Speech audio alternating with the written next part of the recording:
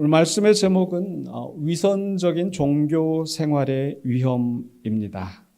오늘 말씀 속에서 예수님께서 이 바리새인들 또 오늘 봉독한 말씀 그 이후에 율법 교사들을 질타하시는 내용이 나옵니다.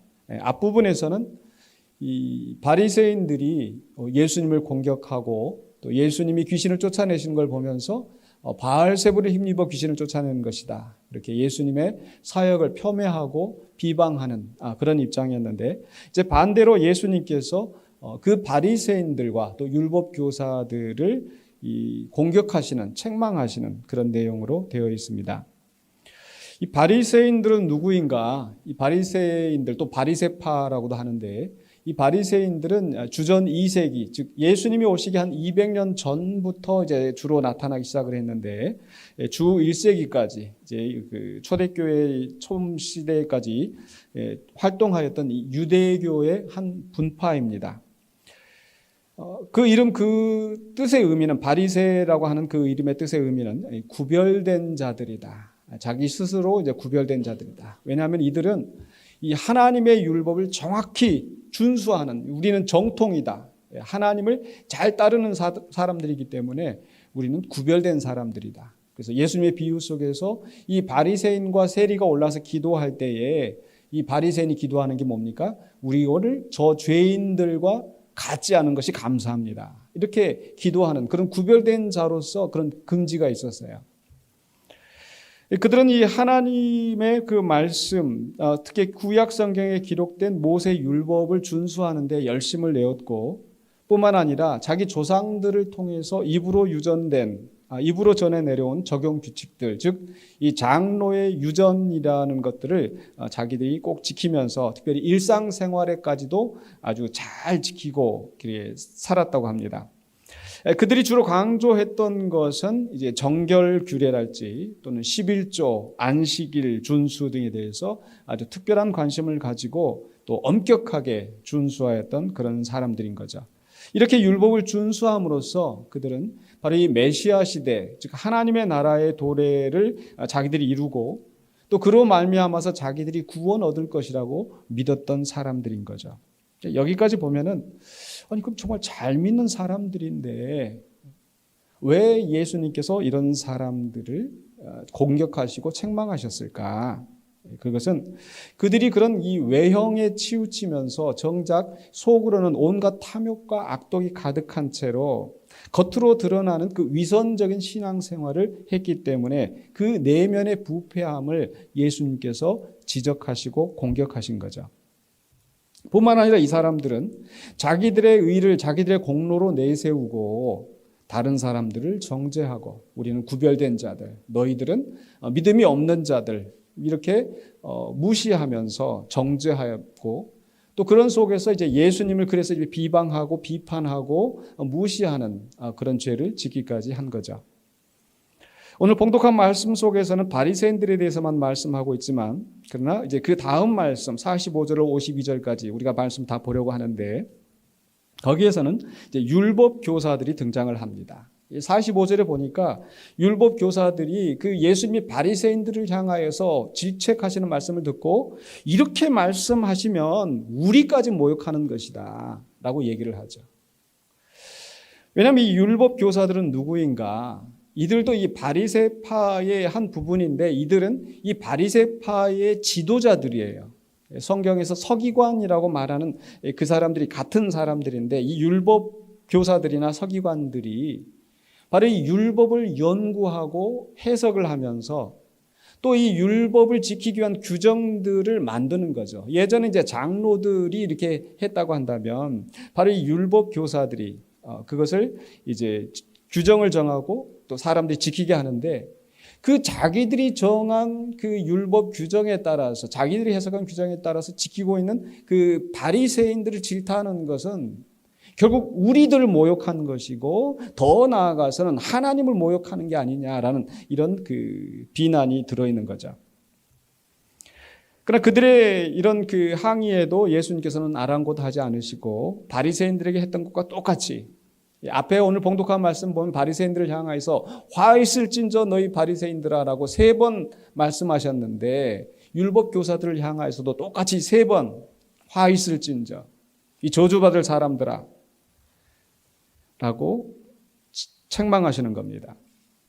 다른 성경에서는 예수님께서 이들을 가리켜서 이 외식하는 자들이라고 하고 심지어는 독사의 자식들아, 독사의 새끼들아 라고 하면서 그들을 향하여서 이 저주하시고 아주 심하게 질책하시는 모습을 볼 수가 있습니다.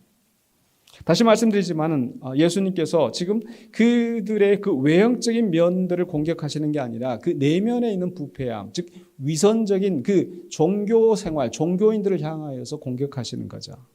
그런데 이런 위선적인 외식적인 종교 생활이 단지 바리새인들이나 율법 교사들에 국한된 문제가 아니라는 겁니다. 우리 사람들은 누구라도 비난받기 싫어하고 또 사람들이 또 인정해주고 존중해주기를 원합니다. 그래서 이 겉으로 드러난 것에 대해서는 우리가 잘 하려는 경향이 있습니다.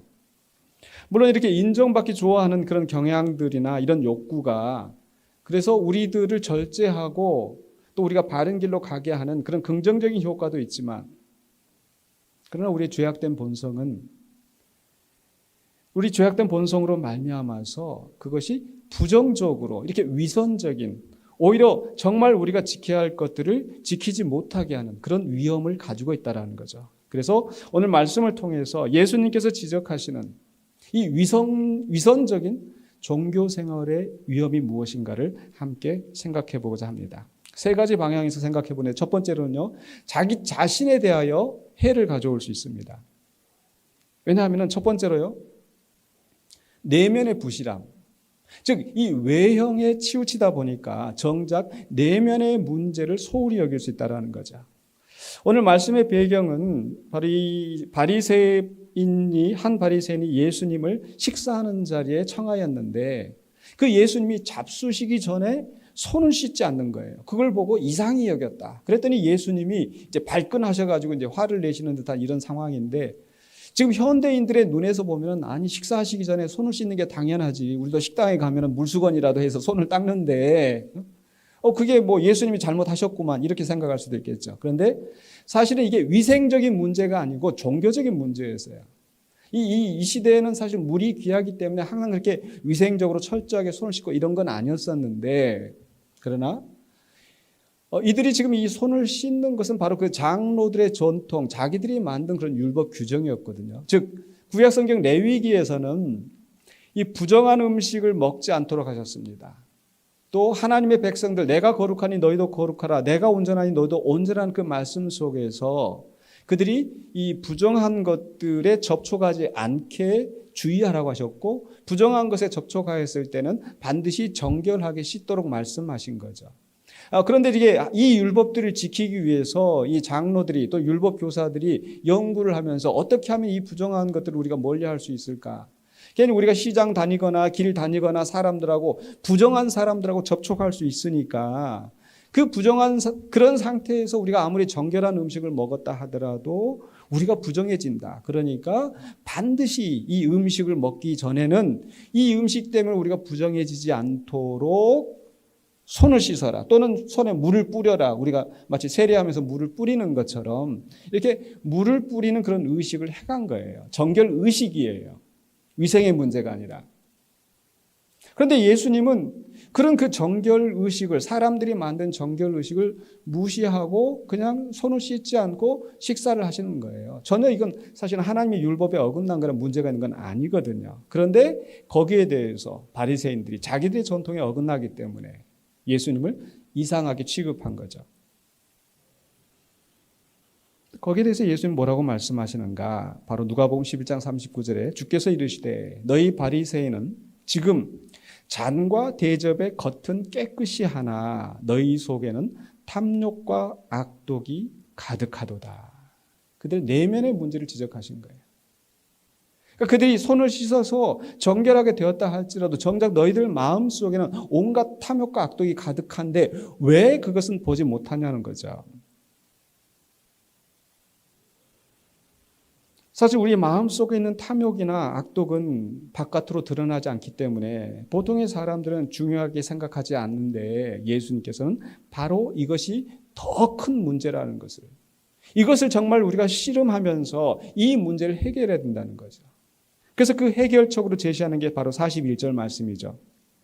그러나 그 안에 있는 것으로 구제하라.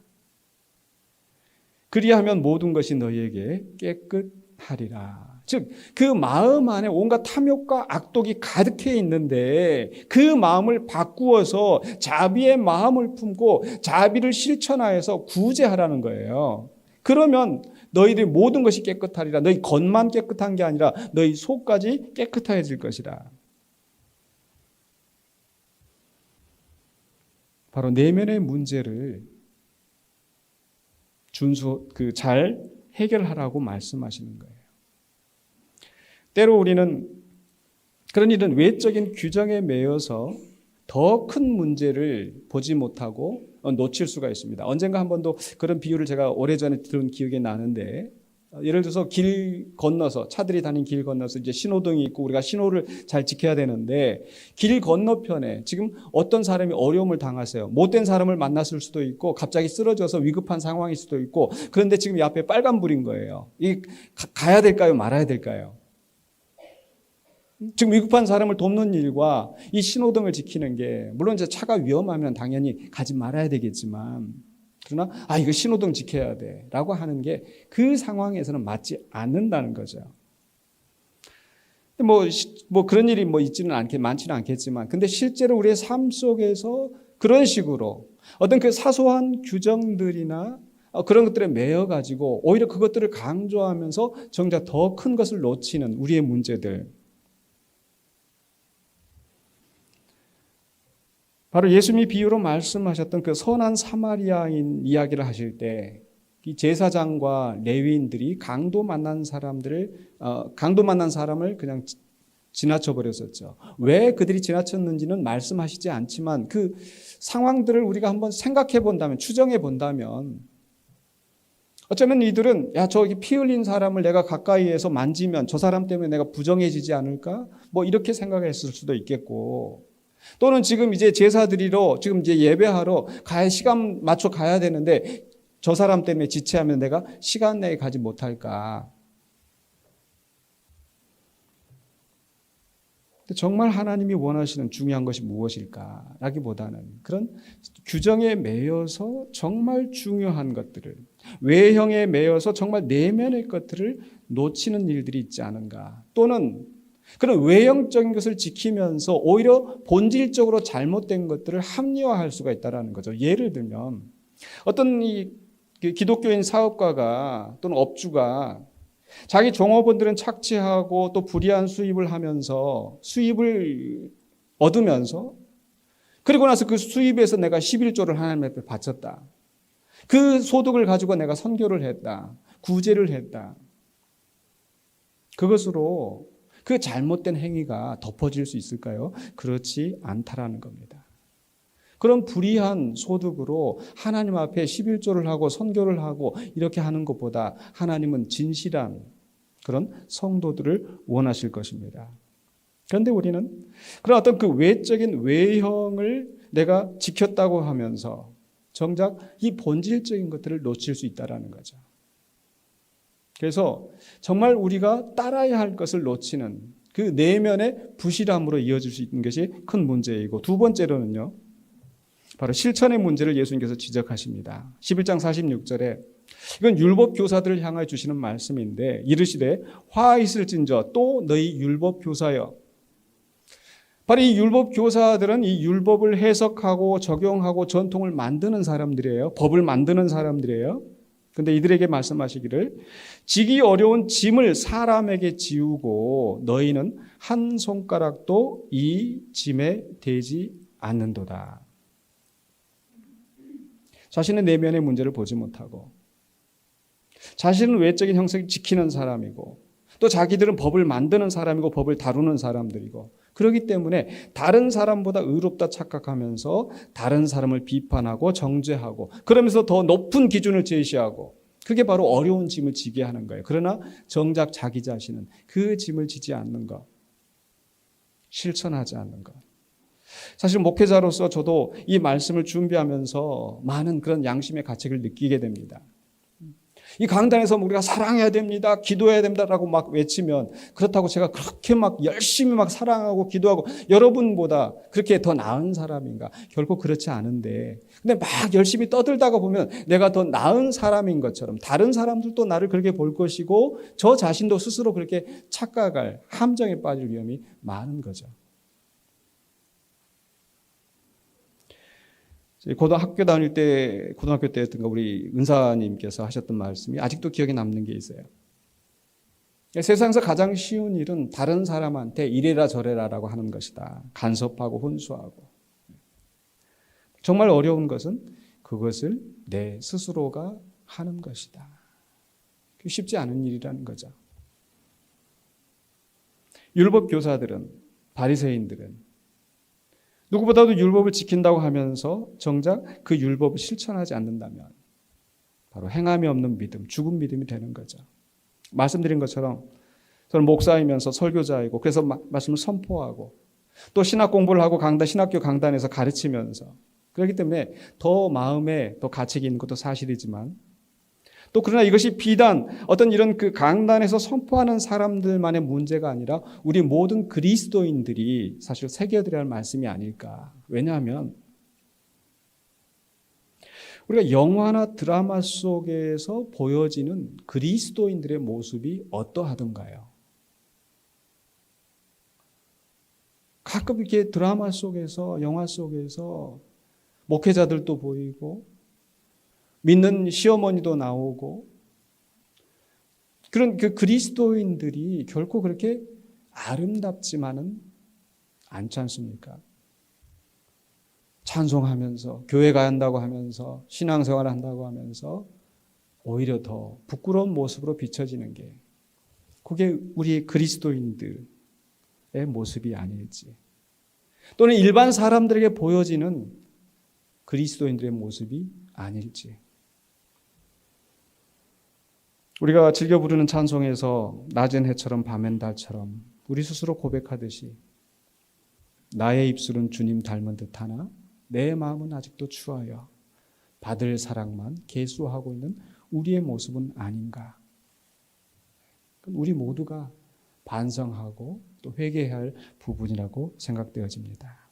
외형적인 신앙에만, 입술로만 믿음 생활 충실히 하면서 정작 내 안에, 내면에 나의 탐욕과 악독이 가득하다면 그것은 하나님 앞에 정말 바람직하지 못한 모습일 것입니다.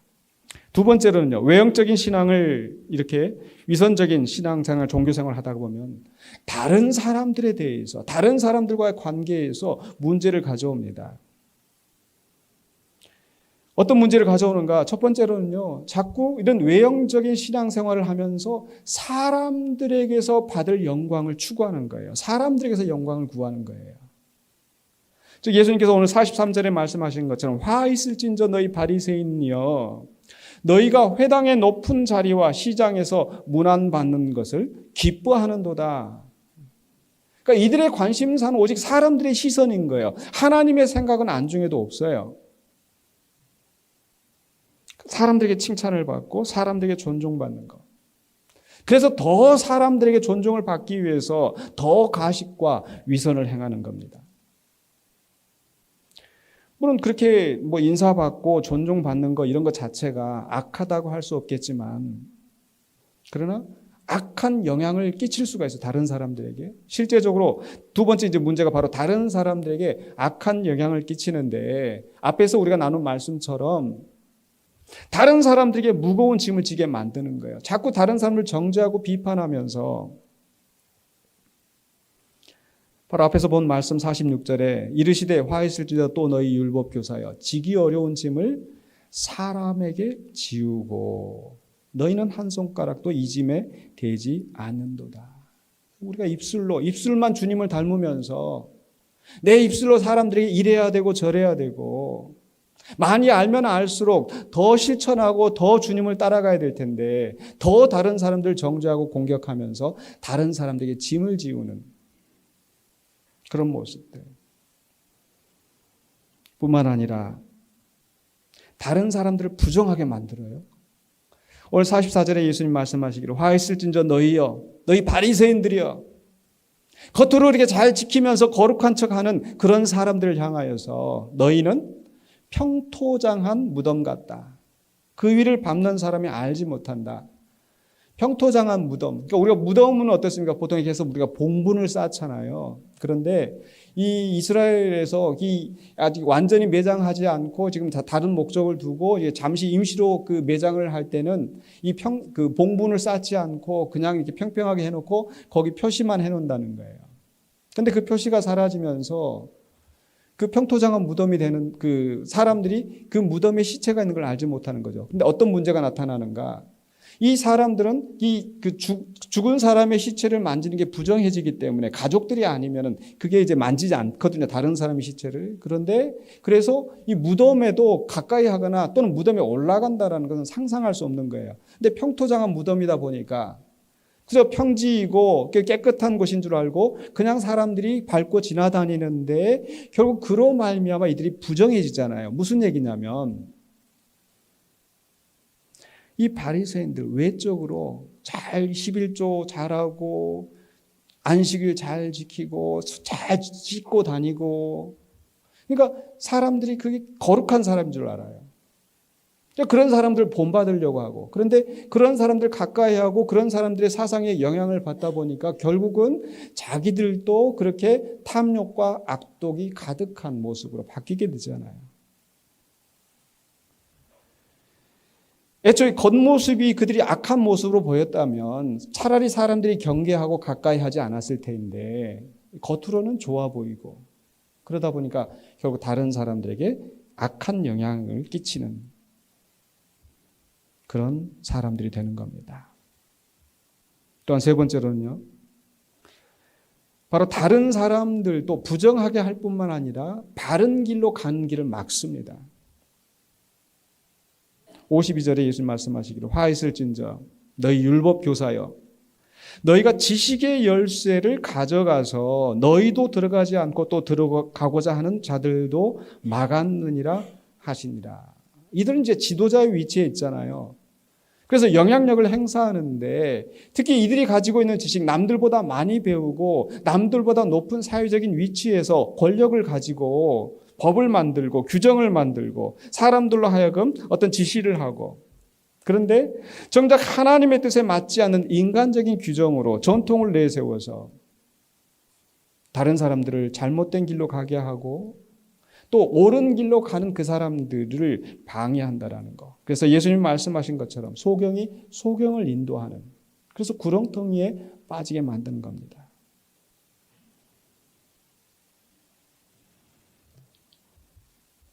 이렇게 위선적인 종교 생활을 하는 사람은 자기 자신에게 문제를 가져올 뿐만 아니라 다른 사람들의 신앙 생활에도 방해가 되게 합니다. 그래서 이건 교회 안에서 어떤 지도적인 위치가 있지 않다 하더라도 모든 그리스도인들이 생각해야 될 문제인 거죠. 왜냐하면 일반 사람들이 그리스도인들을 향하여서 이렇게 욕을 하고 조롱을 할 때는 그런 그 종교인들에 대해서 그리스도인들에 대해서 뭔가 기대가 있기 때문 아니겠습니까? 뭔가 자신들과 다른 좀 더 도덕적으로 더 고상하고 좀 더 바른 길로 가는 그런 모습을 원하는데 그렇지 않기 때문에 그래서 나는 지도자가 아니니까 나는 교회에서 그냥 평범한 사람이니까 그냥 내 문제가 아니라 생각하지 마시고 정말 우리가 외형적인 위선적인 종교 생활을 하지 않도록 왜 다른 사람들이 옳은 길로 갈 수 있는 그런 빛과 같은 존재가 되어야 되기 때문에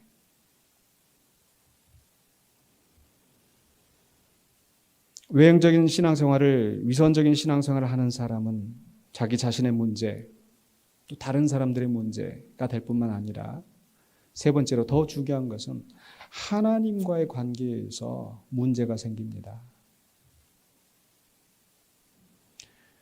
왜냐하면 그들은 첫 번째로 하나님이 진정 원하시는 것을 거부하기 때문입니다. 11장 42절에 이렇게 말씀하시죠.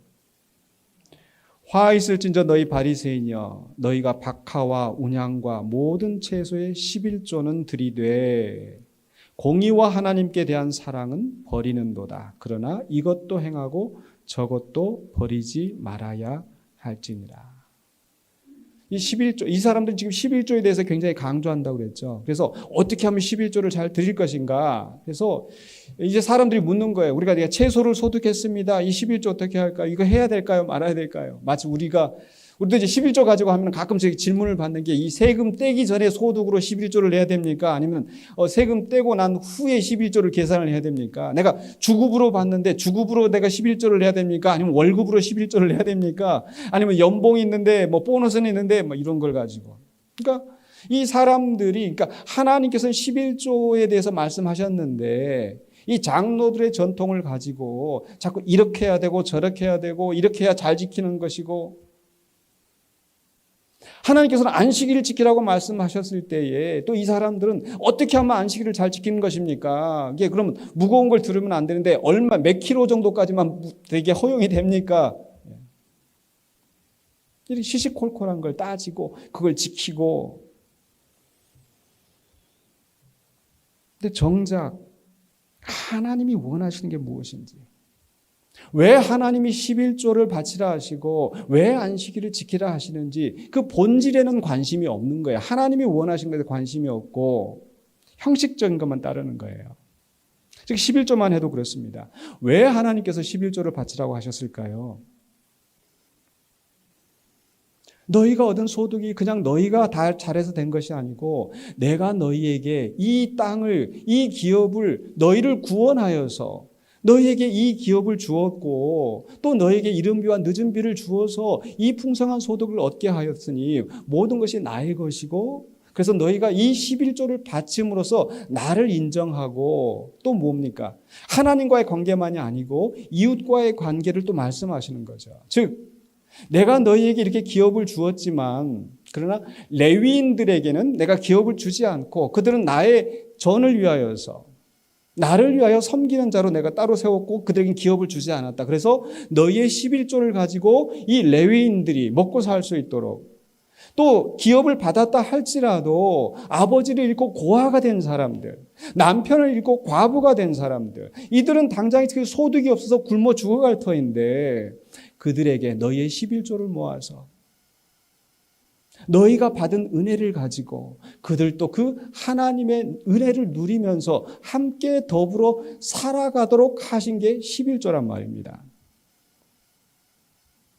단지 개인 경건의 문제가 아니고 사회 정의를 이루게 하시는 것.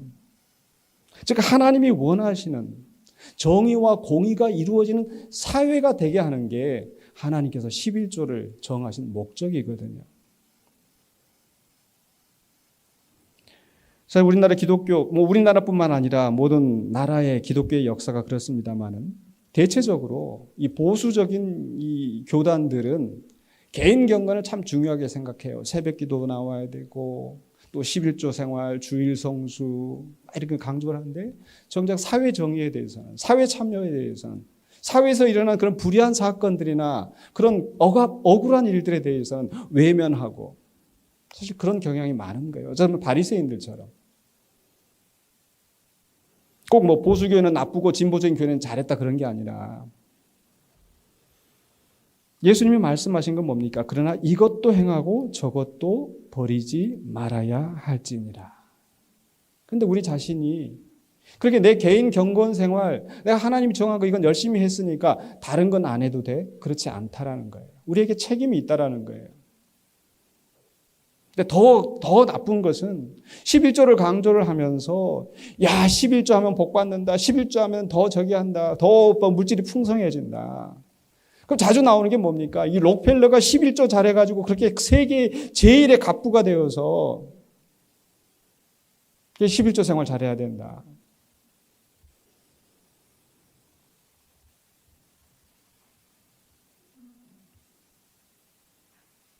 하나님이 원하시는 삶의 모습, 하나님의 정의와 사랑에 의한 강조가 아니라 사람들의 탐욕을 자극하여서 정작 만문신을 물질을 섬기게 하는 잘못된 그런 강단의 선포를 우리가 조심해야 된다는 거죠. 오늘 우리가 찬송에서 459장 2절인가요? 세상 영광 위에 따름 아니요. 무엇 때문입니까? 크신 사랑이네 주만 따르고. 즉 하나님이 내게 베풀어 주신 은혜에 감격하여서 다른 사람도 이 은혜를 누리고 하나님께 영광을 돌릴 수 있게 하도록, 그래서 우리가 11조를 하는 거고, 그래서 우리가 주일 성수도 하는 거고, 그래서 우리가 기도도 하는 거고, 그래야 되지 않겠습니까? 하나님의 은혜로 인해서 주님을 따르고 그로 인하여서 하나님의 영광이 나타나도록, 즉 11조 자체의 문제가 아니라 인간의 욕심, 잘못된 동기로 우리가 그런 외형을 추구하다 보면 정작 하나님이 원하시는 것을 놓칠 수 있다는 거예요. 분명한 것은 이런 형식과 내면이 같이 가야 된다는 것. 형식을 지킨다고 하면서 외형적으로는 지키지만 정작 하나님이 원하시는 본질을 유기하게 된다면 우리가 하나님을 온전히 섬기는 사람이라고 할 수 없을 것입니다. 하나님과의 관계에 문제가 생길 수밖에 없어요. 두 번째로는요, 하나님이 원하시는 것을 거부할 뿐만 아니라 하나님의 사람들을 거부하는 겁니다. 오늘 47절에 말씀하시기를 화 있을진저 너희는 선지자들의 무덤을 만드는도다. 그들을 죽인 자도 너희 조상들이로다. 이 바리새인과 이 율법사들이, 율법교사들이 주도해서 종교 지도자들이니까, 그래서 그들의 옛적에 존중을 받던 그런 선지자들의 무덤을 일부러 만들어요. 시체도 없는데 무덤을 만들어서 마치 우리나라에서 예전에 뭐 연료문 무슨 비 뭐 이렇게 세우듯이. 근데 그렇게 하면서 그들은 말하기를, 마태복음 23장 30절에 예수님께서 지적을 하시는데, 만일 우리가 조상 때에 있었더라면 우리는 그들이 선지자의 피를 흘리는데 참여하지 아니하였으리라. 그들은 그 선지자들을 박해하고 옥에 가두고 때리고 쫓아내고 했는데 이렇게 존중해야지, 선지자들을 존중해야지, 이렇게 말을 하는 거예요. 그런데 정작 예수님이 바라보는 그들은 어떤 사람들입니까? 세례 요한이 와서 그들에게 회개하라고 외쳤을 때 그들은 세례 요한의 말을 거부했습니다. 오히려 세례 요한을 죽게 만들었어요.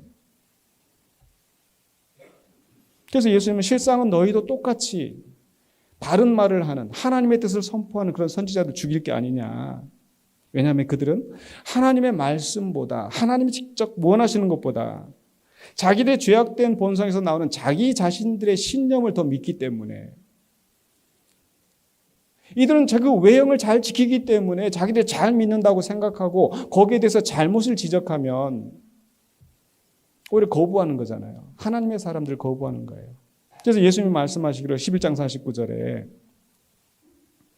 그러므로 하나님의 지혜가 일렀으되 내가 선지자와 사도들을 그들에게 보내리니 그 중에서 더러는 죽이며 또 박해하리라 하였느니라. 그리고 이들이 잘못된 신앙의 길로 갈 때 하나님께서 그게 안타까워서 하나님의 사람들을 보내시고 사도들을 세우시고 선지자들을 세우시는데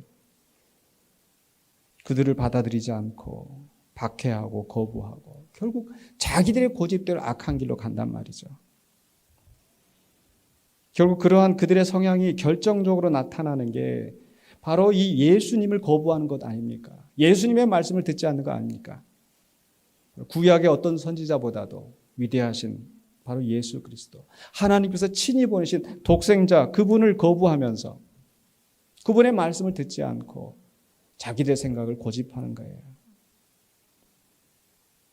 그래서 마지막에 이 11장 마지막에 53절 54절에 거기서 나오실 때에 서기관과 바리새인들이 거세게 달려들어 여러 가지 일을 따져 묻고 그 입에서 나오는 말을 책잡고자 하여 노리고 있더라.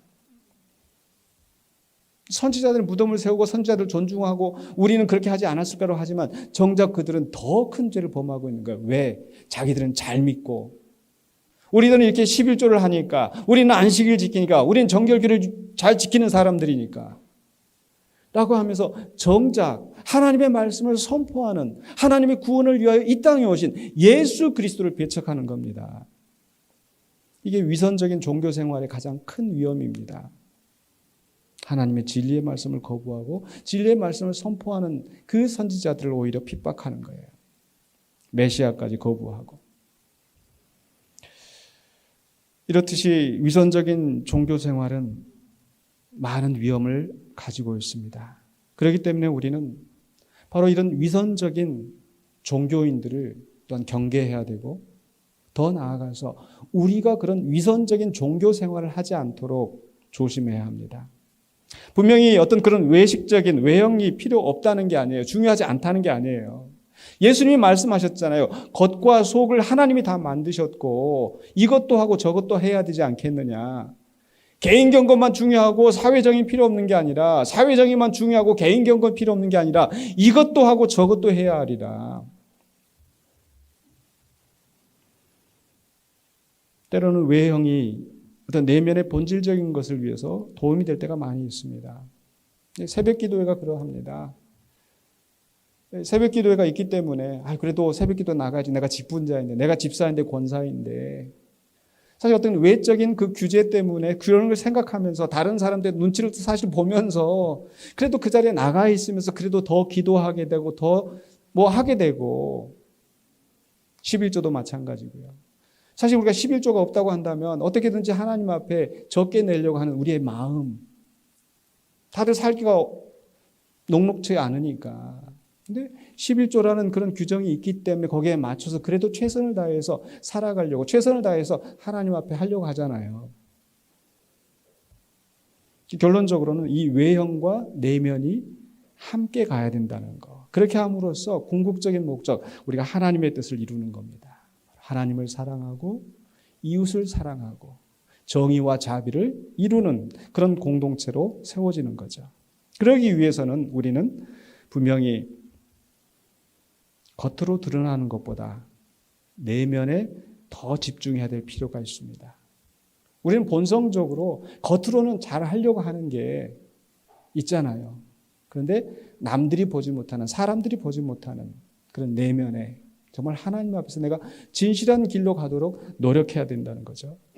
또 사람들에게 칭찬받는 것을, 사람들에게 인정받는 것을 구하기보다 하나님께 인정을 받고 하나님께 칭찬받는 우리가 되기를 원해야 될 줄로 믿습니다. 그렇게 함으로써 우리가 정말 하나님이 우리에게 원하시는 것을, 하나님의 사랑과 공의를 이루고 자비를 실천한 그리스도의 온전한 제자로 살아가게 될 줄로 믿습니다. 그렇게 내면과 외형이 균형을 이루는 신앙인으로 살아가실 수 있는 우리 모두가 되시기를 주의 이름으로 축원합니다. 기도하겠습니다. 거룩하신 아버지 하나님, 은혜를 감사합니다. 우리를 주님의 구원받은 백성으로 하나님의 자녀로 세우셨는데, 우리가 입술로만 주님을 따르면서 겉으로만 신앙생활을 한다고 하면서 정작 주님의 온전한 모습을 닮아가지 못하는 우리 자신들을 회개하고 고백합니다. 우리를 용서하여 주시고 이제 우리가 온전히 주님을 따르는 신실한 주의 백성 될 수 있도록 우리를 변화시켜 주시옵소서. 예수 그리스도 이름으로 기도하옵나이다. 아멘.